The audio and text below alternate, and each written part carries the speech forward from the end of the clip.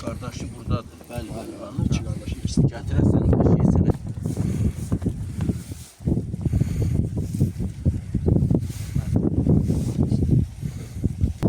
Ya sahibi kabir siyemel hazır şühedayı vatan ve bil fatihati messelavat.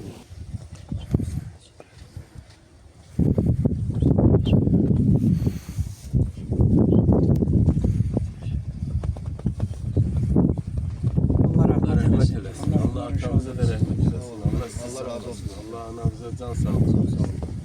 Sağ olun böyle evlat tərbiyələdiyinizə görə, böyüklüyünüzə görə. Allah cəmi şəhidlərimizə.